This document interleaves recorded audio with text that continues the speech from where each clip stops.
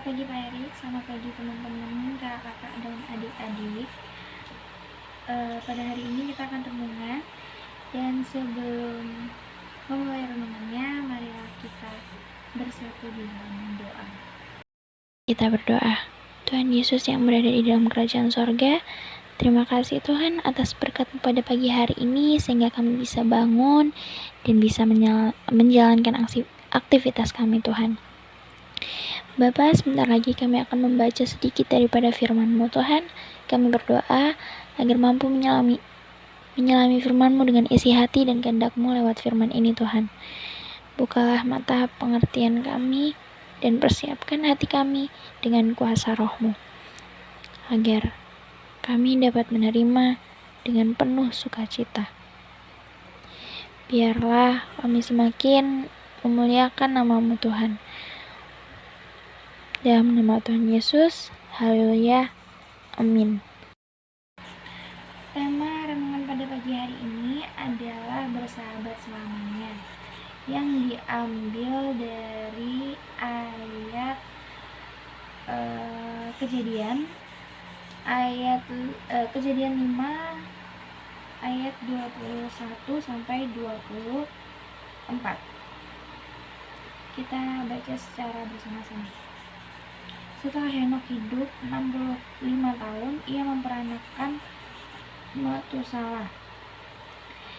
Dan Henokh hidup bergaul dengan Allah selama 300 tahun lagi setelah ia memperanakan Metusalah, dan ia memperanakan anak-anak laki-laki dan perempuan. Jadi Henokh mencapai umur 365 tahun. Dan Henokh hidup bergaul dengan Allah, lalu ia tidak ada lagi, sebab ia telah diangkat oleh Allah.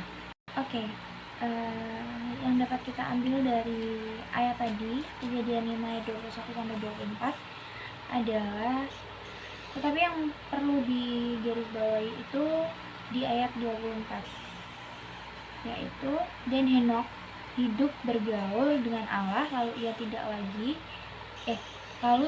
ada lagi, sebab ia telah diangkat oleh Allah. Jadi seumur hidupnya Henokh itu dia selalu bersekutu dengan Allah. Dalam setiap masa yang dia lewati, dia selalu memperlibatkan Allah di dalam pergumulannya. Mulai dari Metusalah lahir sampai dia punya anak-anak yang lain, hingga masa tuanya, dan pada akhirnya Tuhan mengangkat dia ke dalam surga. Jadi maksudnya di sini itu adalah hidup yang indah itu dapat diperoleh setiap waktu kalau kita senantiasa dekat di dalam Tuhan. Meskipun terkadang terdapat hari-hari yang buruk, selama kita percaya padanya, kita mempercayakan diri kepadanya, persahabatan yang kental akan bergema sehingga menimbulkan kesan yang kuat bahwa kita tidak pernah ditinggalkan oleh Tuhan.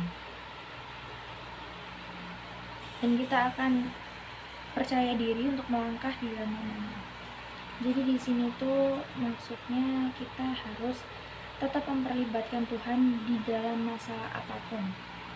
Mau sedih, senang, apalagi khawatir, kita harus tetap serahkan semua kepada Tuhan, karena Tuhan juga yang akan membantu kita, yang akan membuka jalan agar kita bisa keluar dari masalah tersebut. Jadi itu tadi ya, kalau kita dekat dengan Tuhan, kita bisa merasa bahwa kita tidak sendirian, dan kita bisa lebih percaya diri bahwa kita tidak akan pernah ditinggalkan oleh Tuhan kapanpun itu. Jadi di sini itu kita harus mengutamakan senantiasa hubungan yang mesra dengan Tuhan, hubungan yang dekat dengan Tuhan, sehingga hidup kita dipenuhi dengan momen yang membuat kita ingin lebih dekat lagi kepada Tuhan. Karena dalam melalui suka duka yang datang silih berganti, Allah yang kasih setianya sungguh besar adalah sandaran yang teguh dan ketentraman yang sejati dan kekal untuk selama-lamanya. Bersahabat dengan Tuhan adalah keadaan ketika kita memandang tidak ada persoalan apapun kecuali berkenan kepadanya. tidak boleh ada masalah yang lebih besar daripada masalah yang berkenan di hadapan Tuhan. Sebab jika kita menganggap ada masalah besar, tentu kita mutlak mengusahakan jalan keluarnya. Ketika seseorang berfokus pada masalahnya secara berlebihan, ini berarti ia tidak memberhalakan masalahnya. Ada banyak masalah yang bisa terjadi dalam hidup kita, yang kita tidak boleh memaksa mutlak harus ada jalan keluar. Apa yang bukan mutlak? Jangan dimutlakkan. Jika harus memandang semua itu sebagai hal yang minor yang akan selesai seiring waktu dan tanggung jawab kita. Misalnya kalau kita sakit, kita harus mengubah pola hidup dan pergi ke dokter.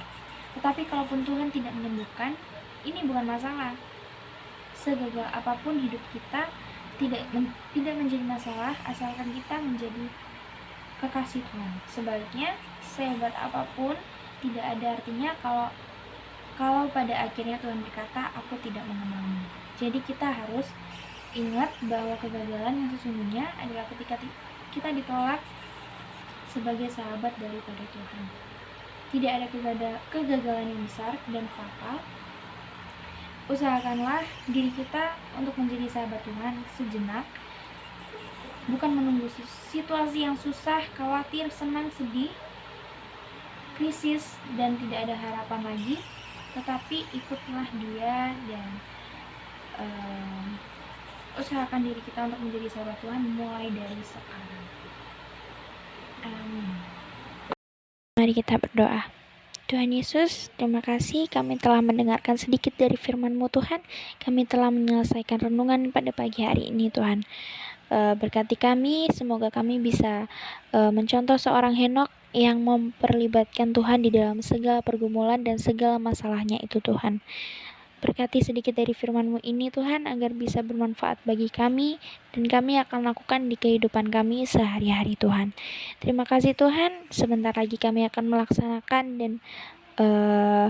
dan melanjutkan kegiatan kami masing-masing Tuhan. Kau sertai kami Tuhan hingga kami bisa kembali di rumah dan beristirahat lagi Tuhan. Dalam nama Tuhan Yesus, haleluya, amin.